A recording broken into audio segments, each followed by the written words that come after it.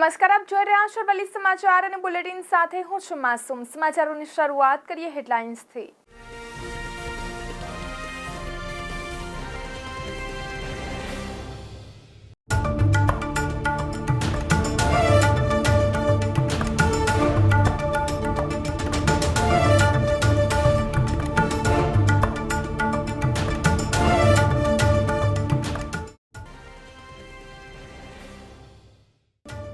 Urea ખાતર મામલે video થયો વાયરલ। બાયડના સાઠંબા વિસ્તારનો વિડીયો વાયરલ થયો।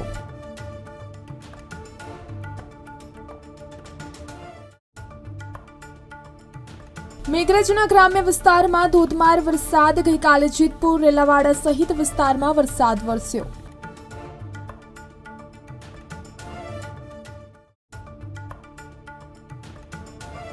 વરસાદ વરસતા ઉકળાટ અને બફારાથી લોકોએ રાહત અનુભવી। ગઈકાલે મોડાસા નડિયાદ સ્ટેટ હાઈવે પર વરસાદી પાણી ભરાયા હતા।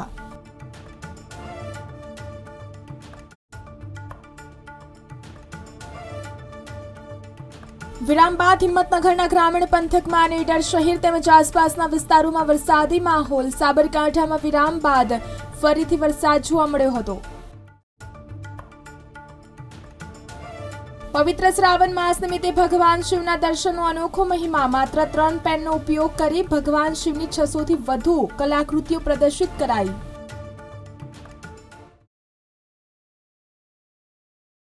યુરિયા ખાતર મામલે વિડીયો વાયરલ થયો છે। બાયડના સાઠંબા વિસ્તારનો વિડીયો વાયરલ થયો।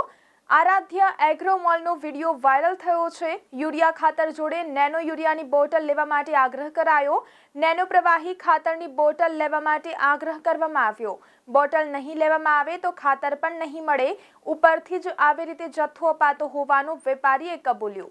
યુરિયા ખાતર મામલે વિડીયો વાયરલ થયો છે। બાયડના સાઠંબા વિસ્તારનો વિડીયો વાયરલ થયો। આરાધ્ય એગ્રો મોલનો વિડીયો વાયરલ થયો છે।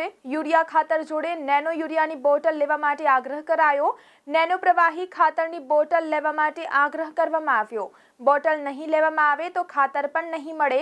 ઉપરથી જ આવી રીતે જથ્થો અપાતો હોવાનું વેપારીએ કબૂલ્યું। ફરજિયાત એમ કહી દો આ ગ્રાહકોને ચાર હું જોઈ રહ્યો છું પત્રકાર હું તમે મને ઓળખો છો ના પણ ફરજિયાત છે એવું કહી દો તમે બીજા ચેક કરી આવો બીજા ચેક કરવાની વાત નહીં તમે એવું કહી દો ફરજિયાત છે એવું કહી દો મને ફરજિયાત નથી કોઈ ના કહી દો ફરજિયાત છે એવું લઈ જવું હોય લઈ જાય ભાઈ શું કહ્યું તમને ફરજિયાત એવું કહ્યું ને કહ્યું ભાઈ કાકા કહ્યું તમને ફરજિયાત છે એવું જેને ઈચ્છા હોય લઈ જાય યુરિયા જોઈએ તો લઈ જાય આપવું છે કે નહીં આપવું તમારે યુરિયા નથી એમ ની સેટ થાય નહીં સેટ થાય એમ ને ખાતર લેશો તો જ સેટ થશે જોડે એમ અમાર ઉપરથી આવે છે 2 થેલી 1 થેલી આવે એટલે અમે હાલ લે બરાબર અને તર અમને ના આવતો હોય તમે ના આપીએ સ્ટોક નહીં તમારી જોડે સ્ટોક નથી એરિયા નહીં આપો તમે યુરિયા છે પણ જોડે લઈ જવું પડે જોડે લઈ જઈએ તો જ આપશે એમ ફાઇનલ એવું આવે પછી 2 થેલી 1 થેલી હા પણ ફાઇનલ એવું જોડે લઈ જશે તો જ આપશે એવું 1 થેલી ફાઇનલ ને પણ એવું ફાઇનલ અમે કશું ના કહીએ હા મારી એરિયા 2 થેલી લેવાનું છે તમે આપશો કે નહીં આપો એમ કહી દો 2 થેલી 1 થેલી આવે છે બરાબર અમને ઉપરથી આપો ઉપરથી એવો આદેશ કરેલો છે અમને નહીં આપો તો અમે તમને ચોખ્ખું આપશું।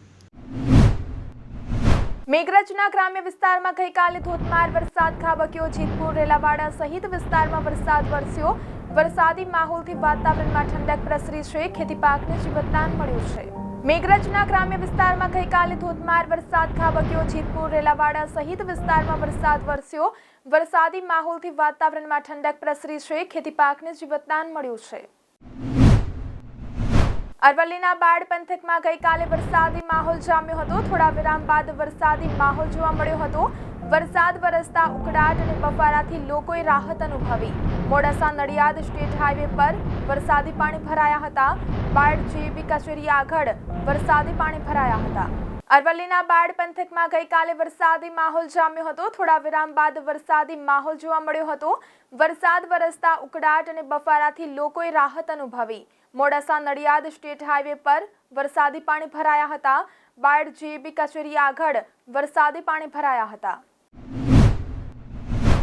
વિરામ બાદ હિંમતનગરના ગ્રામીણ પંથકમાં અને ઈડર શહેર તેમજ આસપાસના વિસ્તારોમાં ગઈકાલે વરસાદ જોવા મળ્યો। સાબરકાંઠામાં વિરામ બાદ ફરીથી વરસાદી માહોલ છવાયો હતો। ઈડર શહેર સહિત ગંભીરપુરા, લાલપુર, પાનોલ, બરવાવ અને સુરપુરમાં વરસાદ વરસ્યો હતો। દિવસભરના સહ્ય ઉકળાટ બાદ વરસાદથી વાતાવરણમાં ઠંડક પ્રસરી હતી। હિંમતનગરના ગ્રામીણ વિસ્તારોમાં પણ વાતાવરણમાં પલટો આવ્યો હતો। હિંમતનગર તાલુકાના તખતગઢ, પુરાલ, નિકોડા અને કાશીપુરા સહિતના આસપાસના વિસ્તારોમાં વરસાદી ઝાપટા પડ્યા હતા.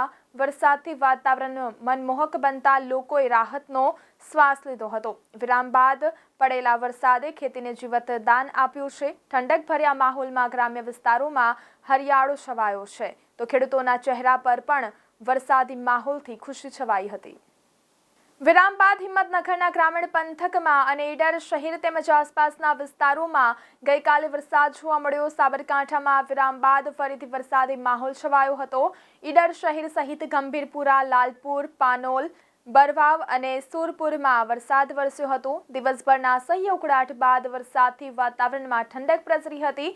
હિંમતનગરના ગ્રામીણ વિસ્તારોમાં પણ વાતાવરણમાં પલટો આવ્યો હતો. હિંમતનગર તાલુકાના તખતગઢ, પુરાલ, નિકોડા અને કાશીપુરા સહિતના આસપાસના વિસ્તારોમાં વરસાદી ઝાપટા પડ્યા હતા. વરસાદથી વાતાવરણ મનમોહક બનતા લોકોએ રાહતનો શ્વાસ લીધો હતો. વિરામ બાદ પડેલા વરસાદે ખેતીને જીવતદાન આપ્યું છે. ઠંડક ભર્યા માહોલમાં ગ્રામ્ય વિસ્તારોમાં હરિયાળો છવાયો છે, તો ખેડૂતોના ચહેરા પર પણ વરસાદી માહોલથી ખુશી છવાઈ હતી. પવિત્ર શ્રાવણ માસ નિમિત્તે ભગવાન શિવના દર્શનનો અનોખો મહિમા હોય છે. ત્યારે સાબરકાંઠા જિલ્લાના ઈડર તાલુકામાં આવેલ આરસોડિયા ગામ પાસે સપ્તેશ્વર મંદિર શિવ દર્શનનું 2 દિવસ માટે આયોજન કરાયું છે, જેમાં અમદાવાદના શિવભક્ત હસમુખભાઈ પટેલ દ્વારા માત્ર 3 પેનનો ઉપયોગ કરી ભગવાન શિવની 600થી વધુ કલાકૃતિઓ પ્રદર્શિત કરાઈ છે. અમદાવાદના હસમુખભાઈ પટેલ ભગવાન શિવના અનોખા ભક્ત છે. તેઓ જોધપુર વિસ્તારમાં પાન પાર્લર ચલાવતા હસમુખભાઈ છેલ્લા 22 વર્ષથી ભગવાન શિવના ચિત્રો બનાવી રહ્યા છે. તેમજ અત્યાર સુધીમાં 600 જેટલા ચિત્રો તેમને બનાવ્યા છે. માત્ર 9 ધોરણ સુધી ભણેલા હસમુખભાઈએ ચિત્રો બનાવવાની તાલીમ લીધી નથી. જોકે સ્વયં સ્કૂલનાથી તેઓએ તમામ ભગવાન શંકરના વિવિધ પ્રસંગો જેવા કે શિવ તાંડવ, ગંગા અવતરણ, ભસ્માસુર વધ જેવા પ્રસંગોને આવરી લઈને ચિત્રો દોર્યા છે. સાથોસાથ 12 જ્યોતિર્લિંગની કથાઓને આવરી લઈને બનાવેલા ચિત્રોનું પ્રદર્શન પણ તમામ જ્યોતિર્લિંગના મંદિરોમાં આયોજિત કર્યા બાદ છેવાડાના ગ્રામજનોને ભગવાન શિવના વિવિધ પ્રતિમા તેમજ કલાકૃતિઓના દર્શન કરાવવા આ અભિયાનની શરૂઆત કરી છે. જે અંતર્ગત સાબરકાંઠાના ઈડર તાલુકામાં આવેલા સપ્તેશ્વર મહાદેવ મંદિરના પટાંગણમાં માત્ર લાલ અને કાળા રંગનો ઉપયોગ કર્યો છે. ઊભા કરાયેલા ભગવાન શિવના પ્રદર્શનને શિવ દર્શન તરીકે ઓળખાવે છે. સપ્તેશ્વર મંદિરના પટાંગણમાં પ્રદર્શન આગામી 2 દિવસ સુધી એટલે કે 17 અને 18 ઓગસ્ટ 2 દિવસ ચાલવાનું છે, જેમાં સવારે 11 વાગ્યાથી સપ્તેશ્વર મંદિર ખાતે ભાવિક ભક્તજનો માટે ખુલ્લું મૂકવામાં આવ્યું છે. આ પવિત્ર શ્રાવણ માસમાં અમે અહીંયા દર્શનાર્થે આવેલા. અહીંયા આવતા જ શિવની ઘણી બધી પ્રતિમાઓ, અમને ચિત્ર પ્રતિમાઓ જોવા મળી. હસમુખ પટેલે અહીંયા એમના હાથે કંડાળેલી અને આ 3 કલરમાં જોયેલી પ્રતિમાઓ, શિવના ઘણા બધા સ્વરૂપના દર્શનો અમને કરવાનો મોકો મળ્યો. અને ખરેખર હસમુખભાઈએ અમને આજે શિવની ઘણી બધી એના ઓળખાણ કરાવી અને એ આજે અમને ખરેખર પ્રતીત થાય છે કે શિવના આટલા બધા સ્વરૂપો છે. બધાએ લોકો શિવજીના ભક્તો અલગ અલગ મહાદેવના મંદિરે દર્શન કરવા માટે જાય છે. આજે અમે અહીંયા સપ્તેશ્વર મહાદેવે દર્શન કરવા માટે આવેલા હતા. મંદિરમાં ભગવાનના દર્શન કર્યા બાદ અમે બહાર નીકળ્યા. પછી અહીંયા હસમુખભાઈની આર્ટ ગેલેરીનું અહીંયા નિર્માણ કરેલું હતું, તો અમે અહીંયા દર્શન કરવા માટે આવ્યા. અમને અહીંયા શંકર ભગવાનના વિવિધ સ્વરૂપોના અહીંયા દર્શન કર્યા છે. અમે અહીંયા હસમુખભાઈની રૂબરૂ મુલાકાત પણ કરી છે. એમની જોડે રૂબરૂ મુલાકાત પછી અમને ખ્યાલ આવ્યો કે આ બધા જ જે શંકર ભગવાનના જેટલા પણ ચિત્રો છે એ એમને ક્યાંયથી કોપી નથી કરેલા, પરંતુ એમને જાતે મનથી અંતરાત્માથી બધા બનાવેલા છે. અને એ પણ માત્ર 3 કલાકની અંદર 3 જ પેનથી બનાવેલા છે. ખરેખર હસમુખભાઈએ આટલા બધા શંકર ભગવાનના આવા સરસ ચિત્રો બનાવીને બધાને બહુ જ આનંદ કરાયો છે.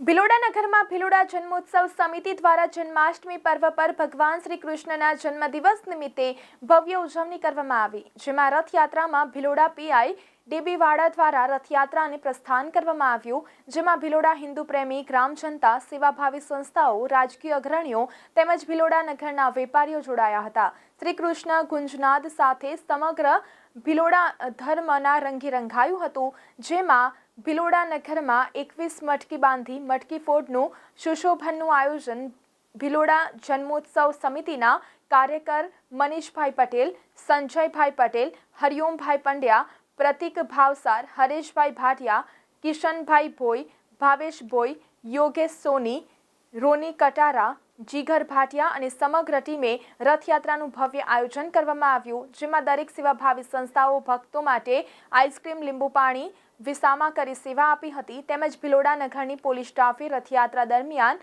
સઘન પોલીસ બંદોબસ્ત કરી ખડે પગે રહી સલામતી અને સુરક્ષા તેમજ ટ્રાફિકમાં નિયંત્રણ માટે ફરજ નિભાવી સહયોગ આપવામાં આવ્યો હતો. હવામાન વિભાગ દ્વારા આગામી 7 દિવસ એટલે કે 23 ઓગસ્ટ સુધી રાજ્યમાં વરસાદને લઈને આગાહી કરવામાં આવી છે, જેમાં ખાસ કરીને દક્ષિણ ગુજરાત અને સૌરાષ્ટ્રમાં ભારે વરસાદની સંભાવના છે. આગામી 21 ઓગસ્ટ સુધી માછીમારોને પણ દરિયો ન ખેડવા સૂચના અપાઈ છે. 17 ઓગસ્ટે એક નવી લો પ્રેશર સિસ્ટમ પણ સક્રિય થતા આગામી દિવસોમાં રાજ્યમાં વરસાદનું જોર રહેશે. હવામાનની આગાહી પ્રમાણે ગતરોજ ગીર સોમનાથ, અમરેલી, રાજકોટ, જૂનાગઢ, સુરત, બનાસકાંઠા, ડાંગ, તાપી સહિતના જિલ્લાઓમાં 1 ઇંચથી લઈને 6 ઇંચ સુધીનો વરસાદ નોંધાયો હતો. પશ્ચિમ રેલવે દ્વારા દાદર, લાલગઢ, રાણકપુર એક્સપ્રેસ અને અજમેર મૈસૂર એક્સપ્રેસને ઊંઝા સ્ટેશન પર વધારાનું સ્ટોપેજ અપાયું છે. બંને ટ્રેન 2 મિનિટ ઊંઝા ઊભી રહેશે.